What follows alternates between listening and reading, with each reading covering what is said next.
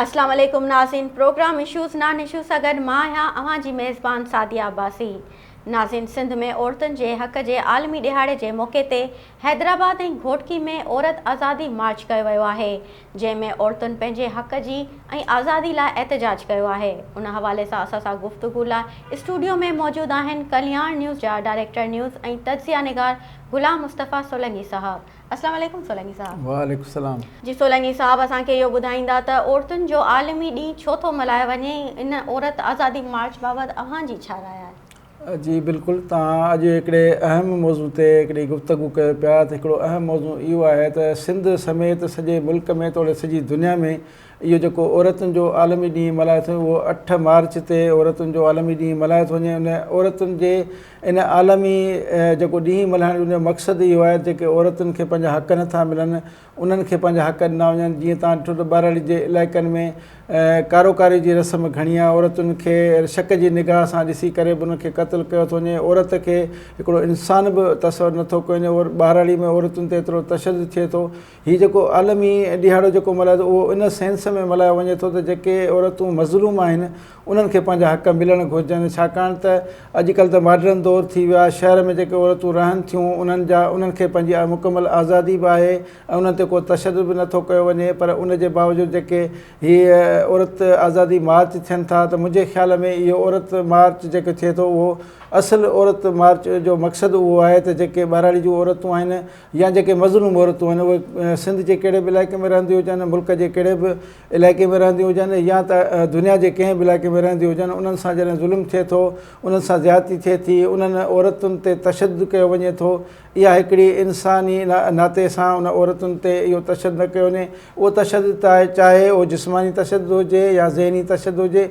असां इहो ॾिठो आहे त केतिरनि ई इलाइक़नि में औरतुनि ते ज़हनी तशदुद कयो वेंदो आहे, छो हुन ते दबाउ विधो वेंदो आहे, उहो ज़हनी प्रेशर में अची वेंदी आहे। औरतूं जेके आहिनि उहे डिप्रेशन जो शिकार थी वेंदियूं आहिनि। ऐं अहिड़े नमूने सां थोरी थोरी ॻाल्हि ते नंढी नंढी ॻाल्हि ते औरत जी का ॻाल्हि जेका राय आहे उहा तस्लीम न कई वेंदी आहे, त औरत जेका आहे उनजे कुझु ॻाल्हाइण जे लाइक़ु हूंदी आहे ऐं थोरो ॻाल्हाईंदी आहे त उनखे वरी क़त्लु कयो वेंदो आहे। लाड़काणे जो वाक़ियो उन ते साम्हूं आहे असांजे, त औरत जॾहिं पंहिंजे हस्बैंड सां ॻाल्हायो ऐं थोरो तेज़ ॻाल्हायो त उन सिरोट हणी पंहिंजी ज़ाल खे क़त्लु करे छॾियो। उनजा जेके 5 मासूम ॿार हुआ उन्हनि जे मुस्तक़बिल जो बि न सोचियो। अहिड़े तरीक़े जा जेके औरतुनि सां ज़ुल्म थियनि था ऐं औरतुनि सां ज़्यादतियूं थियनि थियूं, त उन ते इहो ॾिहाड़ो जेको आहे असांखे उहो मल्हाईंदे इहो फ़ख़ुरु महसूसु करणु घुरिजे त औरतूं जेके आहिनि, जेके जिते मज़लूम आहिनि, उन्हनि मज़लूम औरतुनि ते जेको आहे सो तशदुद थिए थो, त उन्हनि जे हक़नि जी ॻाल्हि कई वञे, न सिर्फ़ु ॻाल्हि कई वञे पर उनजो आलमी सतह ते आवाज़ बि उथारियो वञे, त जीअं उहे मज़लूम औरतुनि तां थोरो तशदुद या इहो जेको ज़ुल्म आहे उहो घटि थी सघे। जेसिताईं तव्हां सुवालु कयो त हीअ हैदराबाद ऐं घोटकी में जेको औरत आज़ादी मार्च कयो पियो वञे, त इहो इन में जेके बि पढ़ियूं लिखियूं औरतूं आहिनि, जेके बि बाशऊर औरतूं आहिनि, असांजूं इन मार्च में शामिलु थियनि थियूं। इन मार्च कढण जो मक़सदु इहो आहे त जिते जिते मज़लूम औरतूं आहिनि उन्हनि सां इंसाफ़ कयो वञे ऐं औरतुनि खे पंहिंजा हक़ ॾिना वञनि। छाकाणि त चयो वेंदो आहे त इस्लाम में बि इहो आहे त औरत ऐं मर्द जेके आहिनि, गाॾी जा 2 फीथा आहिनि, उहे जॾहिं गॾु हलंदा त मुआशिरो सुठे नमूने सां सिधे नमूने सां हली सघंदो। पर असां वटि ईअं न आहे, त औरत खे दॿायो वियो आहे हर वक़्तु ऐं औरत जी राय जो जेको आहे सो इज़हार जेको हुनजो राय आहे उनखे हमेशह दॿायो वियो आहे, उनजे राय जो एतिराम न कयो वियो आहे, जंहिंजे करे काफ़ी इलाइक़नि में बदनज़मी थी आहे मार्च दौरान।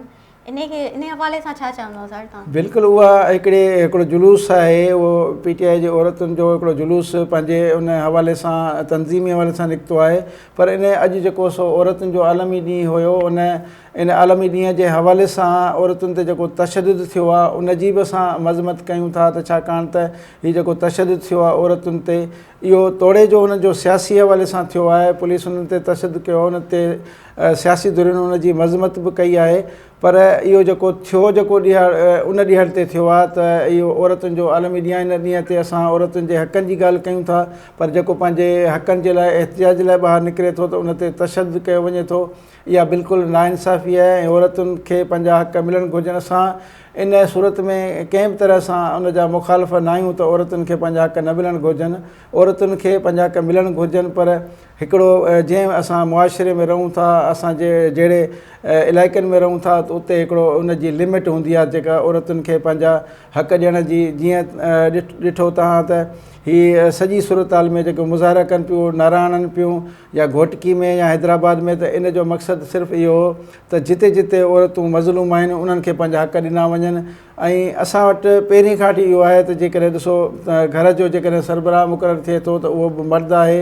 ऐं जेकॾहिं साॻी जाइ ते कंहिं ख़ानदान जी मिल्कियत आहे त उन मिल्कियत जो जेको वारस करार ॾिनो थो उहो बि पुट खे या मर्द खे करार ॾिनो थो वञे, औरत उन में हिसेदार नथी ॾेखारी वञे, जंहिंजे करे औरत पाण खे अहसास कमतरी में आणे थी ऐं पाण खे मज़लूम महसूसु करे थी त हीअ जेकी बि पंहिंजे उन ख़ानदानी मिल्कियत आहे उन मिल्कियत मां जेकॾहिं उन जो को ख़ानदान जो माण्हू गुज़ारे वञे थो त उहा मिल्कियत सॼी उन्हनि जे पुटनि ॾांहुं अचे थी, उन जे नियाणियुनि ॾांहुं कोन थी वञे त हू पाण खे ग़ैर महफ़ूज़ सम्झनि थियूं त असांजे खाते में कुझु बि न आहे। ऐं जॾहिं हू पंहिंजो घर छॾे किथे मर्द वटि जेकॾहिं वञनि थियूं, को शादी कनि थियूं त उन ते बि हू उन घर में अहसास कमतरी में हूंदियूं आहिनि त जीअं मर्द चवंदो तीअं असां कंदासीं, इन खां वधीक असांखे चवणो न आहे। पर असां वटि ॾिठो इहो वियो आहे त हाणे औरतुनि में शऊर पैदा थी रहियो आहे, औरतूं बाशऊर थी रहियूं आहिनि। औरतूं पंहिंजो बुरो भलो बि सोचणु शुरू कयो आहे। को दौरु हूंदो हो जेको चवंदा त औरत जेको फ़ैसिलो कंदी उहो औरत जेको जो फ़ैसिलो जेको क़ाबिल क़बूल न हूंदो आहे। पर तव्हां ॾिठो त हिन इस्लामी मुल्क जी जमहूरिया पाकिस्तान जी जेका आहे सा वज़ीर अज़म बि मोहतरमा बेनज़ीर भुट्टो थी, उहा हिकिड़ी औरत हुई जंहिं पाण खे अहिड़ो लीडर करे मञाए ॾेखारियो त हू हिकिड़े सुठे नमूने सां हिकिड़े मुल्क खे हलाए सघे थी। हिकिड़ी औरत जॾहिं घर खां वठी हिकिड़े मुल्क ताईं उनखे हलाए सघे थी त इन मां अंदाज़ो इहो लॻायो त औरत बि हिकु इंसानु आहे ऐं औरत पंहिंजो जेको सॼो निज़ाम आहे उहो हलाए सघे थी। उनखे एतिरो सेंस आहे, ओतिरो उनखे शऊर आहे जो हू उन सॼे माहौल खे हलाए सघे थी।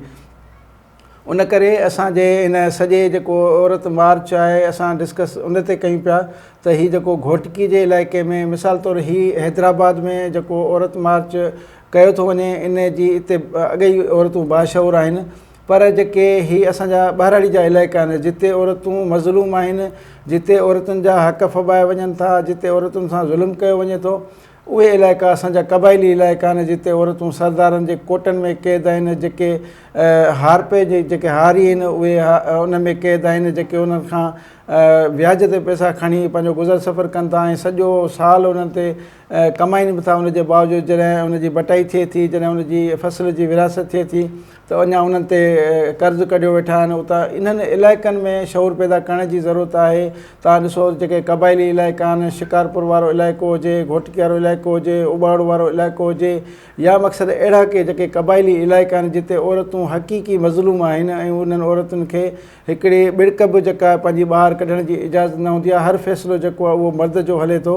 त अहिड़नि इलाइक़नि में शऊर पैदा करण जी ज़रूरत आहे। हीअ जेको औरतुनि जे हक़नि जो जेको आलमी ॾींहुं मल्हायो वञे थो उहो न सिर्फ़ु सिंध पाकिस्तान में पर सॼी दुनिया में इहो मल्हायो वञे थो। जिते जिते औरतूं मज़लूम आहिनि उन्हनि जे हक़नि जी ॻाल्हि कई थी वञे ऐं उन्हनि जे मुतालबो कयो थो वञे। त असां इहो चाहियूं था त हीअ अक़वाम मुतहदा हुजे या जेके आलमी सतह जूं ॿियूं तंज़ीमूं आहिनि, इंसानी हक़नि जूं तंज़ीमूं आहिनि, ह्यूमन राइट्स आहे, त इहे जेके औरतुनि खे पंहिंजा हक़ीक़ी जेके हक़ वठी ॾींदियूं त इहो जेको आलमी ॾिहाड़ो मल्हायो थो वञे उहो सही माना में अॻिते वधी सघंदो।